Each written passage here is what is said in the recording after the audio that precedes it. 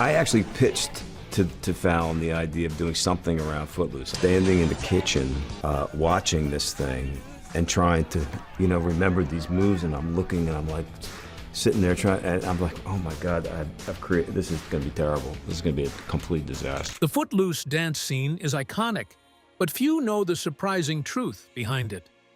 Kevin Bacon's famous moves weren't all his. Secret body doubles and real on-set drama played major roles. Behind-the-scenes stories reveal a much different reality than what audiences saw. These revelations might forever change how you view this beloved movie and its unforgettable final scene. The truth behind the camera is as compelling as the film itself. The dance that changed everything. In 1984, a movie hit theaters that made everyone want to dance. Footloose. It was full of energy, cool music, and rebellion. Directed by Herbert Ross and written by Dean Pitchford, it told the story of Ren McCormack, a teenager from the city who just wanted to dance. However, his life took an unexpected turn when he moved to a small town that had outlawed dancing. Right from the start, when Kenny Loggins' song Footloose played, audiences could feel the excitement. But beneath all that energy, there was something serious. A town trapped in sadness and fear, and one boy trying to bring happiness back. The town of Beaumont looked peaceful, but it was hiding a lot of pain. Years earlier, several local teenagers had passed away in a car crash after a night of dancing and partying. Thereafter, the town's leader, Reverend Shaw Moore, had banned dancing completely. He believed that stopping fun would stop pain. A dance ban wasn't the only reaction. A curfew and a ban on loud music were also put in place.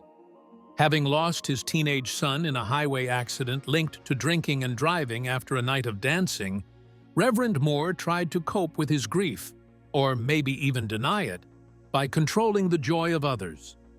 He did everything he could to ensure nothing like that ever happened again to anyone he loved. He led the charge to outlaw dancing within city limits, believing that laws could protect people from loss. But was it truly possible to keep others safe by taking away the things that made them happy? That's when everything began to change. Ren McCormack, a high school student from Chicago, moved to Beaumont with his mother after his father had left them. He loved music, movement, and freedom, everything the town feared. Ren experienced a sense of alienation from his very first day. The other teens didn't understand him, and the adults didn't trust him. Ren soon learned about the town's rule: no dancing allowed. It was strange to him, but for Beaumont, it was simply the way things had been for years. Still, he refused to give up what he loved. He made new friends like Willard, a funny and loyal guy who couldn't dance at all. And he met Ariel, the Reverend's daughter, who had a restless spirit like his own. She longed for something more than the quiet, rule-bound life her father had built for the town, and in Ren, she saw a glimpse of the freedom she had been searching for. Ariel had secretly rebelled against her strict father. She listened to loud music, snuck out at night, and dreamed of escaping Beaumont. When she met Ren, she found someone who truly understood her. But Ariel's boyfriend, Chuck, didn't like it. He was rough and jealous and picked a fight with Ren. The two faced off in one of the movie's most famous moments, the tractor chicken scene. Two boys drove tractors toward each other, and the first one to jump off would lose. Ren won, but not because he was fearless. His shoelace got stuck on the pedal. Still, everyone saw him as the winner. It was an exciting scene that showed how accidents could sometimes look like courage. But the most powerful moment came when Ren, upset and frustrated, drove to an empty warehouse. There, he let all his emotions explode through dance. It wasn't just a dance. It was a release. He was fighting his sadness, his loneliness, and the town's rules all at once. It became one of the most famous dance scenes in movie history. Through that scene, Ren's real self began to show. He wasn't just a rebel, he was a boy who had been hurt. His father had left him, and he was trying to figure out how to move on. The Reverend, too, was a man lost in grief. He had lost his son in that terrible accident and believed that strict rules would keep everyone safe. Both Ren and the Reverend, a grieving father and a lost son, suffered in their own unique ways. That was what made their conflict so powerful. As tensions between them grew, their personal pain began to affect everyone around them. The Reverend's fear turned into control, while Ren's frustration turned into courage. Their worlds were on a collision course, and it showed when Reverend Moore didn't trust Ren and told Ariel she wasn't allowed to see him anymore. But Ren didn't give up. One night, he drove with Willard, Ariel, and her friend Rusty to a bar outside of town where dancing was allowed. Willard didn't know how to dance, and when he saw another guy dancing with Rusty, he got jealous and started a fight. On the way home, Ariel opened up to Ren and told him something painful. 5 years earlier, her older brother had died in a car crash after a night of drinking and dancing. After that, her father convinced the town council to make strict rules against alcohol, illegal substances, and dancing. Hearing this made Ren realize how much fear had shaped the town's laws. He decided to take a stand and fight the no dancing rule so the high school could have a senior prom. From that moment on, something in Ren changed. What began as frustration turned into determination. He no longer wanted to rebel just for himself. He wanted to help the whole town heal. His courage started to spread, and soon others began to follow his lead. Ren's spirit began to inspire the other teens. He taught Willard to dance, one small step toward freedom. He helped Ariel stand up to her boyfriend. And then he did something bold. He went to the town council and asked for permission to hold a dance. When the council refused, he didn't give up. He quoted the Bible to show that even Scripture said, "There is a time to weep and a time to dance." It was a brave and clever moment that surprised everyone. Despite Reverend Moore's emotional response to Ren's words, the council ultimately voted against his proposal.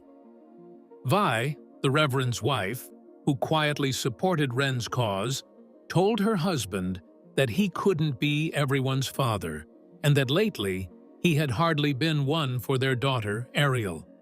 Her words made him stop and think, but he still couldn't bring himself to change his stance. Even after more heartfelt talks with Ren about loss and grief, and a painful moment when Ariel confessed to her father that she was not the perfect daughter he imagined, Reverend Moore held firm. The tension in the town only grew. The next day, he was shocked to find some of his church members burning books from the local library, claiming they were dangerous for the town's youth. Realizing that fear and control had gone too far, Moore stopped them, scolded them for their actions, and sent them home. It was in that moment that something began to shift. A quiet realization that control had done more harm than good. The walls Reverend Moore had built to protect his town were starting to crack, and through them, a little light began to shine. In the end, Ren's persistence paid off, and Reverend Moore finally realized that fear had taken over the town. That Sunday, during his sermon, he asked his congregation to pray for the high school students holding their prom just outside Beaumont's borders. That night, under the glowing lights of the grain mill, everyone finally let go, and they laughed and danced together, free at last. Even the Reverend stood outside, smiling softly, knowing his daughter was safe and pleased. Footloose wasn't just a movie about dancing. It was a story about hope, courage, and learning to let go of fear. It indicated that sometimes the rules meant to protect people could also trap them. And that joy, real and honest joy, was always worth fighting for. Therefore, the next time someone heard Footloose, they remembered. It wasn't just a song. It was a message that sometimes the bravest thing anyone could do was dance. But behind all the music, lights, and freedom on screen, there was another story. One people never saw. What really happened behind the camera? The truth might change how you see Footloose forever. What really happened behind the camera? Every great movie has a story behind it, and Footloose is no different. The idea, which started small with one man's dream, eventually led to the famous beat of Kenny Loggins' song that made everyone want to dance in 1984. In 1979, Dean Pitchford came up with the story that would become Footloose. By 1981, he joined producer Daniel Melnick to turn it into a movie. Pitchford didn't just write the story, he also wrote most of the songs that made it unforgettable. But it wasn't easy getting the film made. The first studio, 20th Century Fox, backed out, thinking the idea wouldn't work. In 1982, Paramount Pictures intervened, pledging to make the film regardless of the circumstances. However, the road to the big screen was not without its challenges. At first, Paramount asked Herbert Ross to direct, but when talks didn't go well, they offered the job to Ron Howard, who turned it down to make Splash instead. Then they hired Michael Cimino, who had just made Heaven's Gate. But after 1 month, Cimino was fired because he demanded more money and control.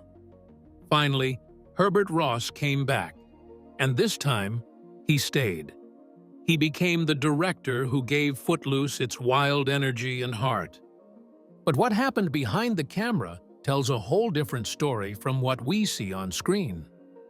Today, when a director casts a dancer, they want someone who can really move. People today want movies to look real. Every dance move has to feel natural and believable. People can easily notice when something looks fake, so directors pick real dancers who know how to move well and make the story feel true. But back in the 1980s, an actor's attractive looks and the right attitude were enough, even if the actor wasn't a real dancer. The rest could be fixed with clever camera work and editing. That's precisely what happened with Footloose. We all remember Kevin Bacon as Ren McCormack, the cool, rebellious teen who danced his way to freedom. But not everything you saw on screen was really Kevin. Behind those moves were stunt doubles, dancers, and gymnasts who helped make the magic happen. One of them, Peter Tram, was officially credited as Bacon's dance double. But there were others, like the breakdancers in the final prom scene, who never got their names listed. Why? The true dancers were brought in later during a reshoot when the director decided that the ending needed more excitement and movement. According to the film's choreographer Lynn Taylor Corbett, the original prom scene had a big problem: confetti. The thick fall of the colorful paper disrupted the slow-motion shots. "It didn't work," she said later. So Herbert Ross decided to redo the whole thing. He brought in new dancers, energetic young people from LA clubs who were full of passion and new moves. They weren't perfect, but they had spirit. And that's exactly what the movie needed. Kevin Bacon didn't like the idea of using a double. He wanted to do everything himself. He worked extremely hard, but as Taylor Corbett said, "You can't fake being a dancer your whole life." So a gymnast named Chuck Gaylord was hired for the flips, and a stuntman handled the dangerous parts. There were 4 Kevins on set, she joked, one for each type of move. But what was it really like for the dancers behind the scenes? Christopher Harrison, one of the dancers who helped film the prom sequence, remembered those days well. He stated, "We would dance amidst this confetti, and they'd sweep it up only to disperse it over us once more. Sometimes people got it in their eyes, and we'd have to stop and start over. It was tiring but exciting. After all that effort, things still didn't turn out exactly as planned." Director Herbert Ross felt the first version was too soft. He wanted something more modern, like the new breakdancing styles seen in Flashdance. So Paramount flew the Utah dancers, including Harrison, to Los Angeles to mix with LA's street dancers. The change brought a whole new kind of energy to the set, something the original footage didn't have. For the Utah kids, it was shocking they had never seen such wild and creative dance moves before. "It was an eye-opening experience," Harrison said. The final version of the prom scene, full of spinning, jumping, and joyful chaos, became one of the most famous dance endings in movie history. Years later, when director Craig Brewer remade Footloose in 2011, he wanted something entirely different. The world had changed, and so had the meaning of dancing. Brewer's version was darker and more serious. His Ren, played by Kenny Wormald, wasn't just rebelling, he was hurting. His mother had died, his town was strict and unfriendly, and his dance was more like a scream for help than a victory. That change in tone showed how times had shifted and how people now understood struggle in a different way. Instead of the upbeat 1980s music, Wormald's warehouse dance was set to the White Stripes' Catch Hell Blues, a loud, rough rock song. His movements were angry and wild, not smooth and controlled like Bacon's. He crashed into things, fell down, and kept going. He wasn't dancing to win. He was dancing to survive. That's what makes the two versions of Footloose captivating. In 1984, Ren's dance meant freedom. It was about breaking rules and being yourself. In 2011, Ren's dance meant pain. It showed how challenging it is to stay strong in a world full of problems. The 1984 Ren fought against old rules that tried to silence him. The 2011 Ren fought against a broken world that didn't seem to care. Both were rebels, but for different reasons. So the last time you watched that famous warehouse dance, whether it was Kevin Bacon flipping and shouting or Kenny Wormald crashing and spinning, you might have realized what was really happening. It wasn't just about dancing. It was about a more profound need to be seen and to feel free again. Yet behind all that motion and music lies a real story, one that began in a quiet town whose rules would inspire Footloose itself. The real town that inspired Footloose. Before Footloose became a famous movie about freedom and dancing, it was actually based on a true story, one that started in a small town called Elmore City, Oklahoma. Elmore City was tiny, with only about 700 people. But for more than 80 years, it had a very strange rule. No one was allowed to dance in public. The rule was made way back in 1898, before Oklahoma even became a state. The town leaders said dancing could lead to unacceptable behavior, like drinking and fighting. Some local church groups and townspeople strongly opposed the idea of holding a prom. They believed, for religious reasons, that dancing was wrong and went against moral values.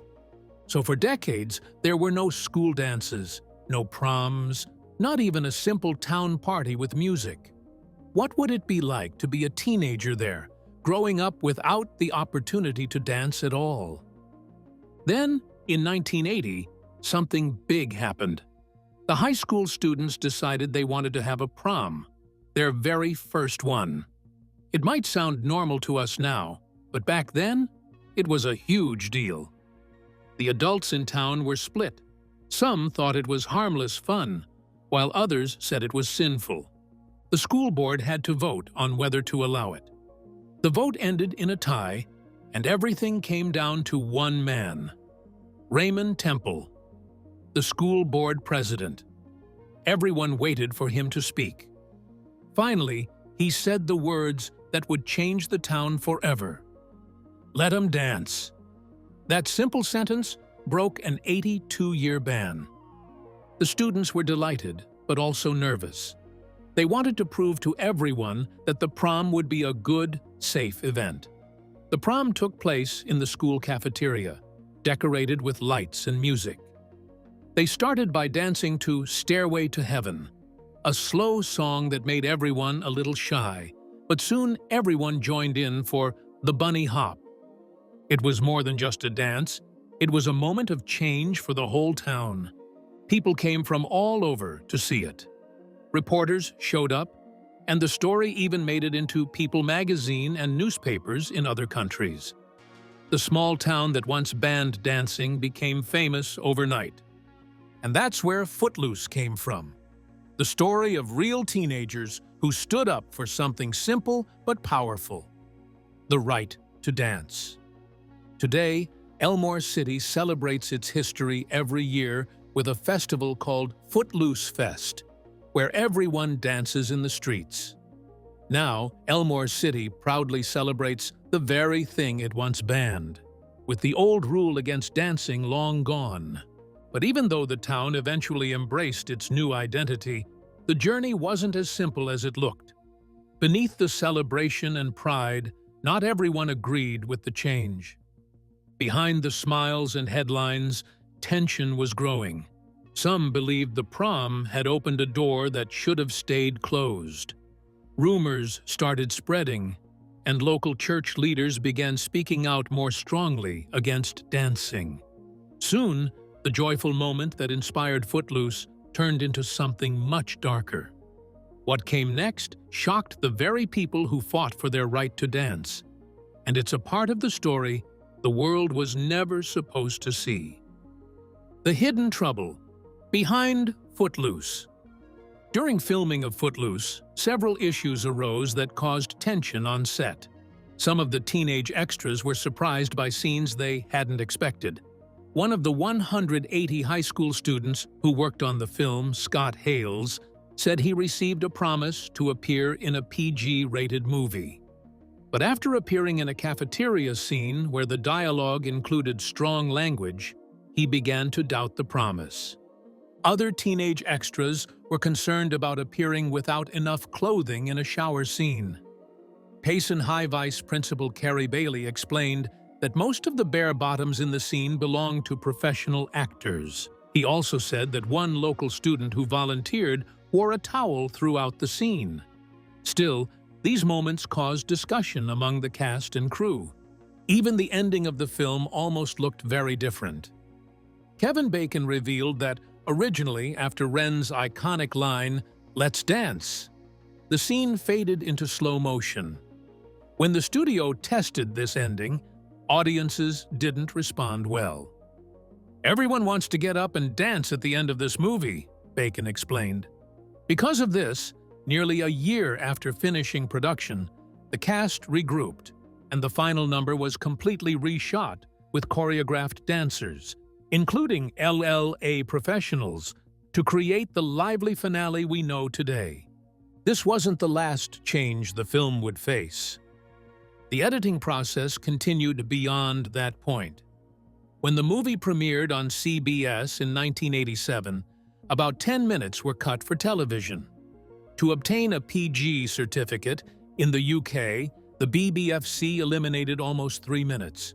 These cuts included fight scenes, Ariel being hurt by her boyfriend, raunchy dialogue such as Ariel's line, "I'm not a virgin," and the scene where Ren is offered a substance joint. For the US release, the film was originally rated R, but edits removed scenes showing bare male chests and changed the rude line to a milder version, "Go flack yourself," to earn a PG rating. Despite being remembered as a fun, high-energy movie about dancing and freedom, Footloose grappled with issues related to content, ratings, and censorship. However, The story continued beyond the edits and rules, revealing hidden secrets. The filmmakers used special camera shots, costumes, and colors to tell a story that words alone couldn't. The way the lights changed, the clothes people wore, and even small objects on set gave hints about secret feelings, hidden problems, and the fight between being free and following rules. Hidden meaning and what was missing. The dance in Footloose shows more than just movement. It reflects a struggle against rules, a search for freedom, and a deeper connection to faith. Both the 1984 original and the 2011 remake carry meanings that go far beyond the music and lights. There's more than meets the eye in both the 1984 original and the 2011 remake. Steven Zaitchik and Amy Kaufman from 24 Frames noticed significant changes in the remake, especially about religion. In the original, John Lithgow's Reverend Shaw Moore is strict and scary. He warns that rock and roll is harmful and even calls dancing pornography. He represents the town's rules and limits. But in the remake, Dennis Quaid's Moore is much softer. He still dislikes dancing, but he is kind and caring. Even Ren's uncle, once strict and judgmental, is now a compassionate guy who supports his nephew. Did such a change make the story easier to watch? Or did it take away some of the tension that made the first film so exciting? This shift in how authority figures are portrayed also affects the story behind the dancing ban itself. The reason for the ban on dancing also changes. In 1984, the town banned it because they believed it led to sin. It was about control and old-fashioned thinking, stopping people from expressing themselves. In 2011, the ban came from a sad car accident where teens died on the way home from a dance.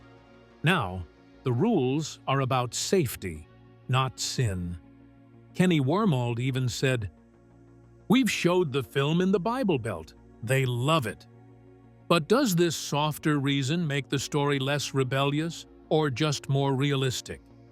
These differences show how stories change depending on the time they are made. Brewer's remake comes after the subprime mortgage crisis when life was difficult for many families. Wormald's Ren isn't just annoyed. He is trapped in a world full of fear and limits. Unlike Kevin Bacon's Ren, who controls his environment with the warehouse dance, Wormald's Ren learns he can't change much. He bounces off his problems. One movie is about hope and freedom. The other is about struggle, fear, and surviving tough times. Yet both films share a deeper truth, showing how people struggle, grow, and express themselves even under pressure. Is the dance merely a form of teenage rebellion? Or is it a symbol for bigger things, like freedom and courage? Reverend Dr. Angela Yarber presented a fascinating idea. In the Bible, many people danced. Miriam, Jephthah's daughter, David, the psalmist, the Shulamite, Judith, Salome, and even Jesus in the apocryphal Acts of John. Dance was part of worship and celebration, something many preachers, like Reverend Moore, forget. Would Beaumont have banned dancing if the townspeople knew this? Would Southern Christians be afraid of dance if they knew the Bible celebrates movement and praise? This showed that the conflict in Footloose wasn't really about God or faith, but about how people interpreted rules and tradition. Brewer chose not to make the film about fighting God. He said, "I didn't really feel like this was the time to demonize faith. I didn't feel like it was important that the film be about teenagers against God." But the ending raises questions. Were they avoiding angering people at the cost of the story? Were the teens really against God, or were they just standing up to strict rules? The remake also shows more real-life problems. Wormald's Ren lost his mother, a detail Bacon's Ren didn't have. In 1984, local bullies are funny, not scary. In 2011, bullying is real and painful. Ariel, Ren's love interest, is even pressured into a sexual encounter out of fear. The movie shows how challenging life can be when rules and fear control everything. Still, both films teach lessons. Kevin Bacon's Ren fights old rules and censorship, showing hope and progress. Wormold's Ren fights a world that feels trapped and unfair. Both explore freedom, morality, and courage. Even the dances tell the story. The movements, the energy, and the way the camera follows them show emotion and rebellion. Neither Footloose is perfect, but both matter. They may not be the most amazing movies, yet they still convey important lessons about how people confront authority, navigate rules, and seek freedom and self-expression. However, there is a particular aspect of the film that most fans overlook, and it fundamentally alters your perception of that iconic dance.